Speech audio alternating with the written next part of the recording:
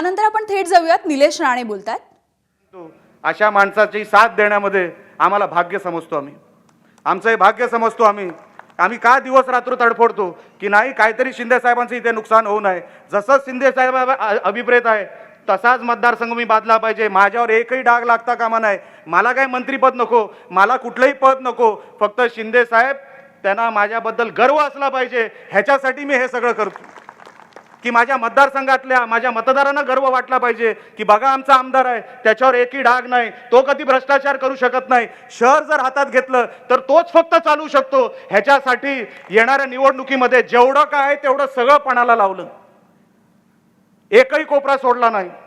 ज्यांनी शिवसेनेवर वार करायचा प्रयत्न केला त्याच्यावर फक्त एक वार नाही, त्याच्यावर दोन दोन वार केले, पण मी माझ्या पक्षावर वार होऊ दिला नाही।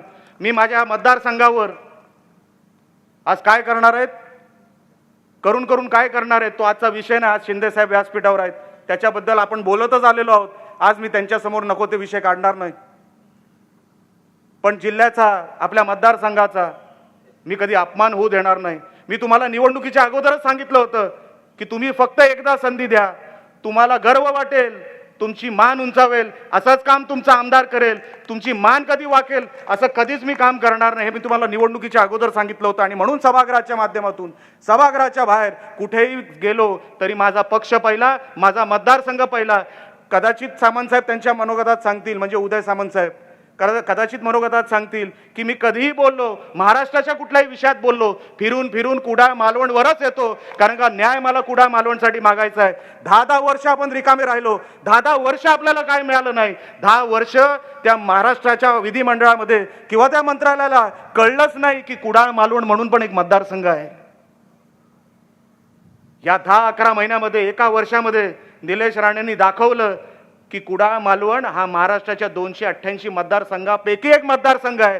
दाखवण्यामध्ये आपण कुठेही कमी पडलेलो नाही, आणि म्हणून संधी चालून आली आहे। दाखवायची वेळ आहे की तुम्ही कोणाच्या बाजूला आहात, तुम्ही सत्याच्या बाजूला आहात किंवा तुम्ही कुठल्या बाजूला आहात, तुम्ही करणार काय आहात, आता ही दाखवायची वेळ आलेली। आम्ही सगळं काय केलं, सगळं काय अंगावर घेतलं। माझी सोपी झाली असती निवडणूक, मी कुठेतरी ऍडजस्टमेंट केली असती, कुठेतरी मी गप्प बसलो असतो, निवडणूक सोपी झाली असती। पण मला शिवसेनेत आल्यापासून मी माझ्या पक्षाला का कमी समजू, तुम्ही मला का कमी समजताय, हे माझ्या मनाला खटकलं। मी राणे साहेबांनाही बोललो, मी माझ्या कार्यकर्त्यांनाही बोललो, मी सामंत साहेबांना बोललो, साहेब आता गप्प बसायचं नाही। मी राणे साहेबांचे आशीर्वाद घेतले। साहेब मला बोलले तू जिथे आहेस तिथे 100% राहा, तरच तू नारायण राणेचा मुलगा म्हणून तू वावरू शकतील, लक्षात ठेव। शिंदे साहेबांनी तुला संधी दिली आहे, आणि जर तिकडे कुठे तडजोड केलीस तर मी तर सोड, देव पण तुला माफ करणार नाही, आणि म्हणून त्या माणसाला कधी सोडू नको। म्हणून मी बोललो कुठलीही ऑफर द्या, कुठे काही असू दे, निलेश राणे शेवटच्या श्वासापर्यंत सन्माननीय एकनाथ शिंदे साहेबांबरोबरच राहणार।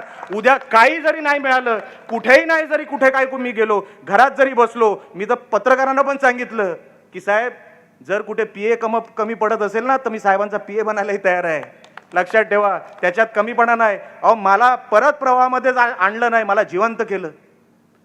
हे उपकार मी कुठे जाऊन फेडायचे, मला ह्या मतदारसंघाच्या मतदारांनी परत जिवंत केलं, हे उपकार मी कुठे जाऊन फेडू। तुम्ही माझ्या घराला काय नाही दिलं, एक मुख्यमंत्री पद दिलं, केंद्रीय पद दिलं, घरात 3-3 पदं दिली। या मतदारसंघातल्या सगळ्या मतदारांना, या जिल्ह्यातल्या सगळ्या मतदारांना जेवढं मी हात जोडून नतमस्तक झालो ना तेवढं कमी आहे, मला असं वाटतं। किती जरी मानाचे मुजरे तुमच्या समोर केले, कारण का सिंधुदुर्ग नसता तर राणे कुठे होते, काय ओळख होती राणेंची, कुठे गेलो असतो आम्ही, तुम्ही आम्हाला सांभाळलं। आता आम्हाला मतदारसंघ तुम्ही जे आशीर्वाद दिले त्याची परतफेड करण्याची ही वेळ आहे। एक संधी फक्त आम्ही तुमच्याकडे मागतोय, ही एक संधी दिली नाही, 21/21 तिकडे तुमचे सेवक म्हणून आम्ही तिथे उभं केले, तिथे कोण मालक जाणार नाही, तिथे जातील तर सगळे तुमचे सेवक जातील।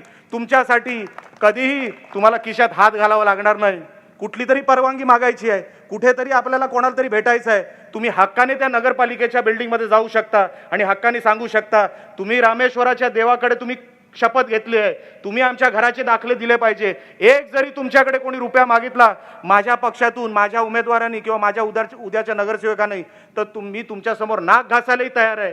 पण माझा एकही उमेदवार, माझा एकही म्हणजे शिवसेनेचे एकही उमेदवार, शिवसेनेचा एकही नगरसेवक तिथे निवडून गेल्यानंतर तुमच्या समोर किंवा तुमच्या खिशाला हात लागेल असा माझा नगरसेवक, आमच्या शिवसेनेचा नगरसेवक करणार नाही. हे तुम्हाला आज या व्यासपीठावरून शब्द देतो.